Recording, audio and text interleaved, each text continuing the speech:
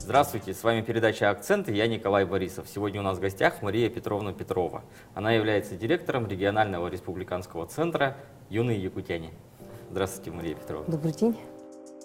Петрова Мария Петровна, сопредседатель Якутского республиканского общественного движения «Воспитание всем обществом», кандидат педагогических наук, руководит государственным учреждением, ресурсным центром Министерства образования Республики Саха-Якутия, курирует развитие системы дополнительного образования, единого детского движения и гражданско-патриотического воспитания детей в республике.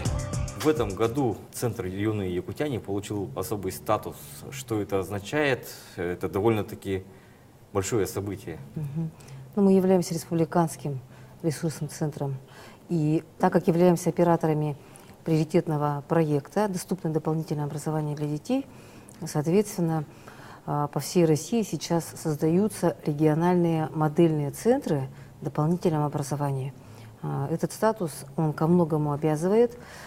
Конечно, для, скажем, людей, которые не совсем вовлечены в образовательные процессы, что-то это кажется таким непонятным, но на самом деле я думаю, что практически каждый человек хочет, чтобы его ребенок и сам он тоже развивались, находили свое место жизни и были востребованы. И этому способствует, как правило, в первую очередь в детском возрасте это занятия в кружках, то есть там ребенок себя пытается найти, ну а во взрослом возрасте, конечно, различные хобби, увлечения, какие-то курсы и так далее. И вот это и есть система дополнительного образования, которую мы курируем сейчас по всей республике практически. И в обязанности нашего центра, как модельного, входит методическая помощь, организационная помощь и педагогам, и методистам дополнительного образования. В общем, всем, кто вовлечен в эту очень увлекательную сферу системы образования. Центр работает более 50 лет. Какие есть уникальные навыки, что есть именно то, что привлекло и фактически разработано у нас в республике, и чему можно поучиться, и, может, какие-то маленькие советы родителям можно дать? Ну, вот 2018 год – это год столетия вообще системы дополнительного образования, нашему центру 55, как вы сказали. И, конечно, за это время накоплено очень интересные, можно сказать, уникальные наработки, как лучшие достижения советской системы образования. Ведь не случайно, когда советские космонавты первые полетели в космос, то американский президент сказал, мы проиграли именно потому, что советская система образования, она сделала преимущество такое. И в этом заслуга во многом и системы дополнительного образования. Потому что, я думаю, каждый человек, положа руку на сердце, может сказать, что да, я посещал какой-то кружок, он мне очень нравился, и это мне помогло в жизни каким-то образом.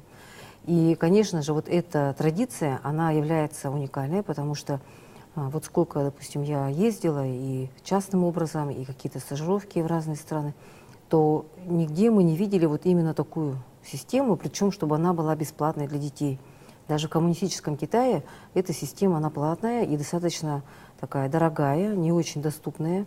А вот наш сейчас приоритетный проект, который как раз-таки носит такое название «Доступное дополнительное образование для детей», нацелен на то, чтобы у нас дети могли получать это вот бесплатным образом, в первую очередь, такое дополнительное образование, и причем по выбору. То есть не так, что вот здесь только кружки для вязания, к примеру, и больше я никуда не смогу попасть, чтобы такого не было.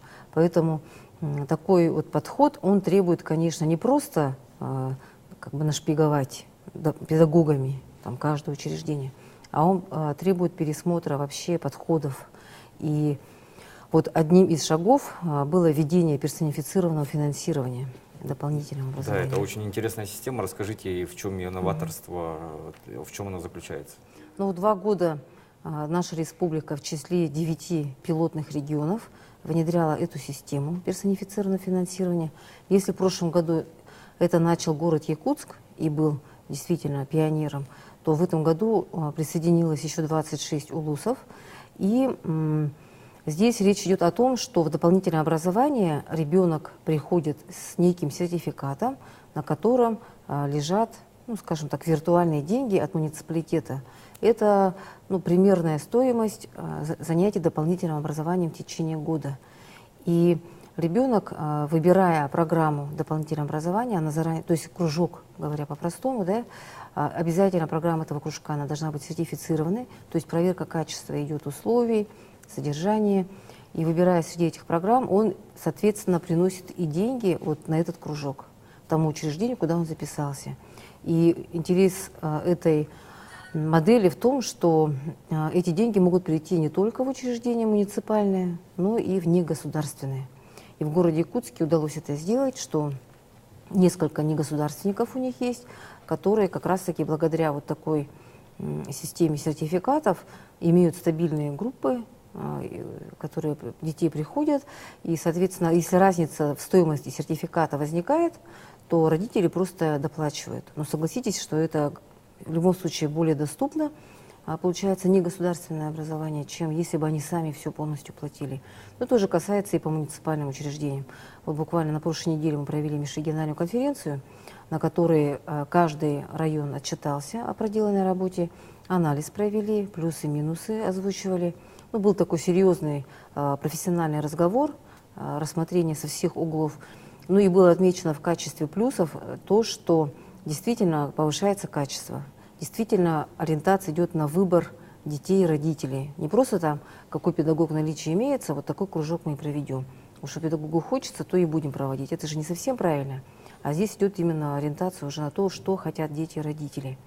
Но, с другой стороны, мы говорим о том, что эта, конечно, система, она не является уникальной, и все равно есть и государственный заказ на воспитание патриота, гражданина.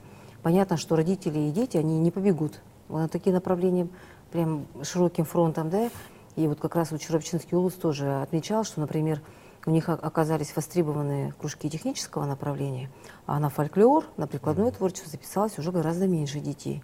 То есть вот здесь должны быть рычаги уже другого типа финансирования. Если отдать полностью на откуп родителей, то мы рискуем оказаться в ситуации, что у нас будут только кружки по английскому языку и репетиторство по ЕГЭ, к примеру. Да?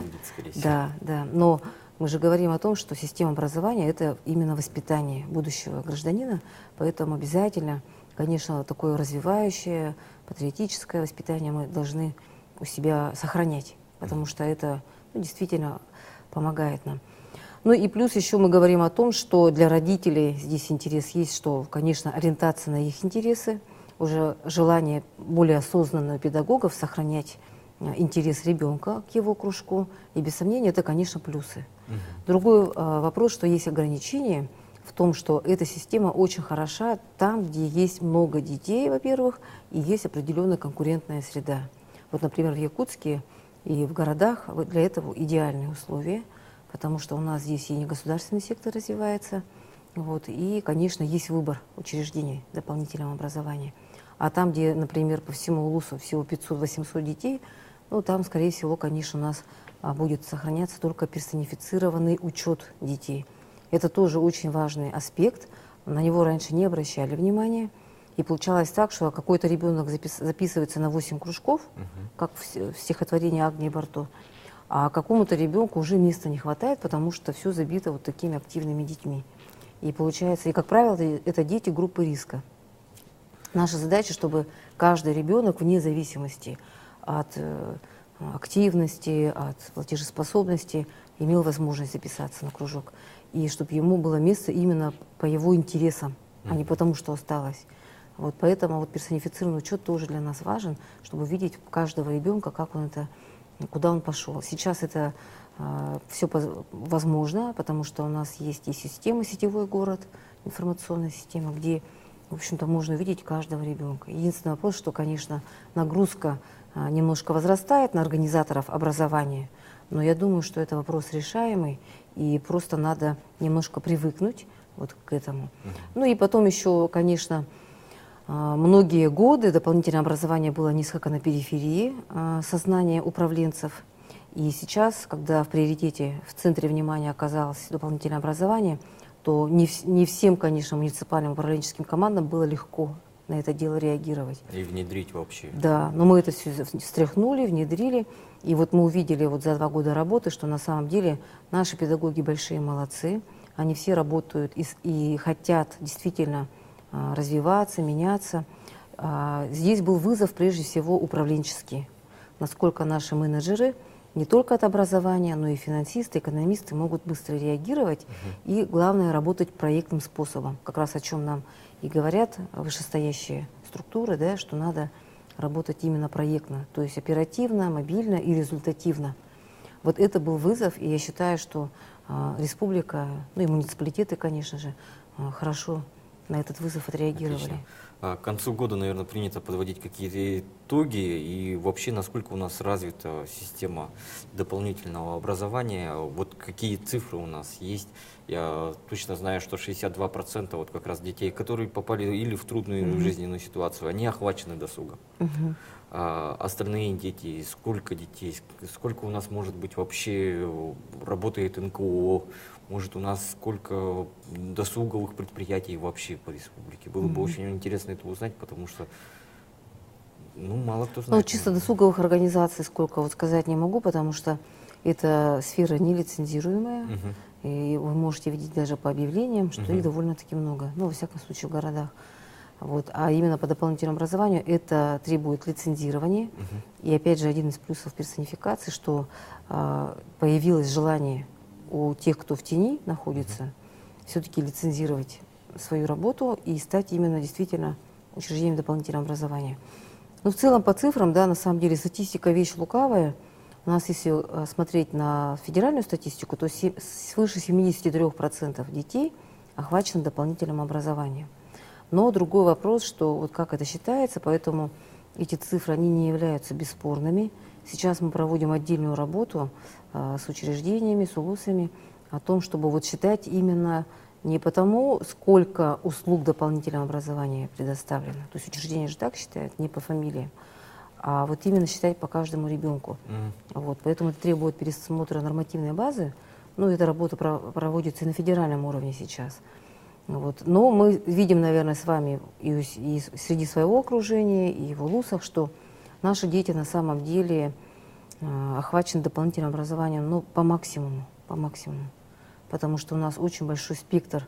И вот я считаю, что тоже заслуга руководства республики за все эти 20-30 лет, что сохранена советская система дополнительного образования. У нас в республике 226 учреждений, при том, что в других регионах там осталось буквально по пальцам пересчитать. 226 это есть чуть около 400 фактически у нас всего лишь муниципальных образований, фактически это половина большая охвачена. Да, и еще при этом мы не считаем школы. В школах тоже есть кружки, тоже есть секции, и это тоже сфера дополнительного образования. Ну, на этой хорошей ноте позвольте завершить. Спасибо, Мария Петровна. Спасибо. С вами была передача «Акцент» и я, Николай Борисов.